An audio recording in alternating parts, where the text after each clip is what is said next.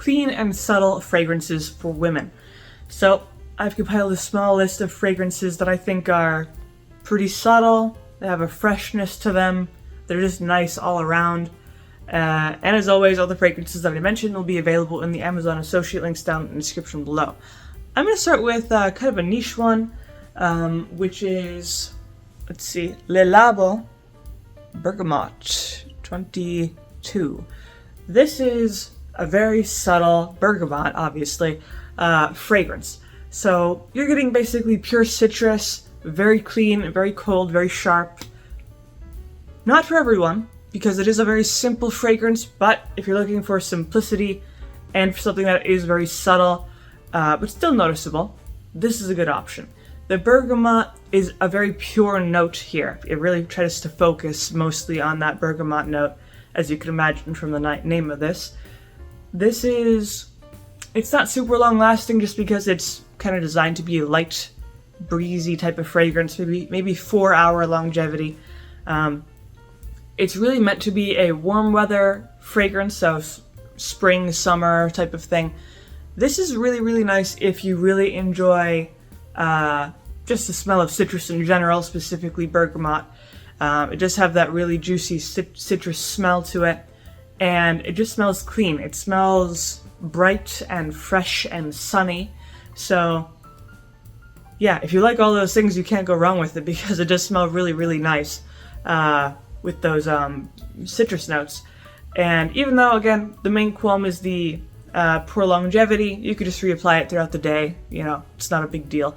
The smell alone is very attractive, very feminine, and it's just nice. Again, one of those fragrances that are designed to be likable, so you can't really go too wrong with it. Now, maybe you want something that's not quite so simplistic and has a little bit more longevity. Then I would say Jo Malone, English Pear and Freesia. This is really nice if you want a very breezy, I don't know, just light and fresh type of fragrance, like you're walking through a garden sort of thing. This is very garden-esque. Now, besides the Pear and the Freesia, this also has a little bit of patchouli. Patchouli is this kind of green note from a plant. It's almost musky, but not quite musky. It just has a pungentness, I guess, maybe a little bit earthy. But that doesn't quite overpower the freshness that this has. Again, you're going to get a very realistic pear note there, and the florals from the Freesia. So this is pretty light, but longer lasting than Bergamote 22. This is about maybe 5 hours, maybe even 6. It becomes more of an intimate fragrance by then, though. Jo Malone, they produce, obviously, very high-quality fragrances. This is actually unisex, so pretty versatile for that reason. And it's just, again, one of those breezy, very natural types of fragrances. It is still pretty simplistic, but more complex than Bergamote 22. And it just has a very appealing, very attractive, very friendly aura to it, you know. When you wear this, you feel very approachable. So kind of just a friendly vibe from this one.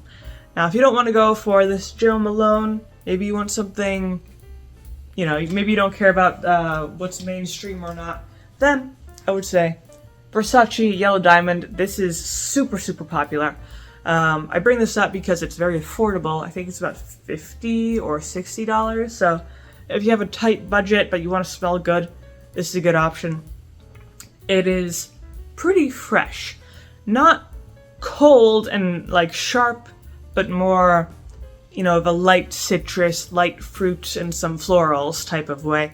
It has some pear, neroli, bergamot, Freesia. It's kind of similar to the Jo Malone one.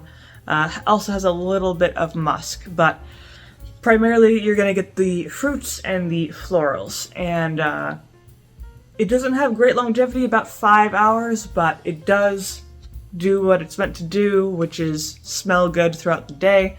And this is another one of those fragrances that's very friendly, very approachable, agreeable. You know, no one's going to have a problem with this when you wear this. you could pretty much drench yourself in yellow diamond and no one's going to complain just because it's relatively light, unintrusive, inoffensive, you know, just a good all-around option. This is one of those options that you don't have to think about. You just know that they smell good just automatically. So, a good option there. Again, if you don't want to spend too much money, but you want to smell good. This is more of a casual daytime fragrance, not really an evening fragrance or a cold weather fragrance, so a little bit limited there, but other than that, it doesn't really have too many downsides. Then, another classic, which is very popular, light blue, Dolce & Gabbana. This is another one of those soft and subtle yet fresh female fragrances.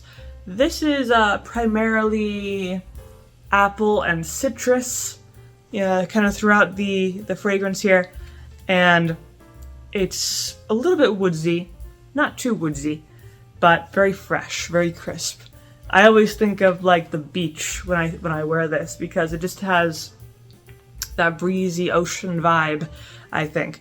So good for spring, good for summer, good for the daytime. Evening, not so much. It's not really strong enough for that. But other than that, really, really versatile, useful, and just an attractive fragrance. I haven't come across anyone who has said that they dislike light blue. It's just a nice, all-around good choice.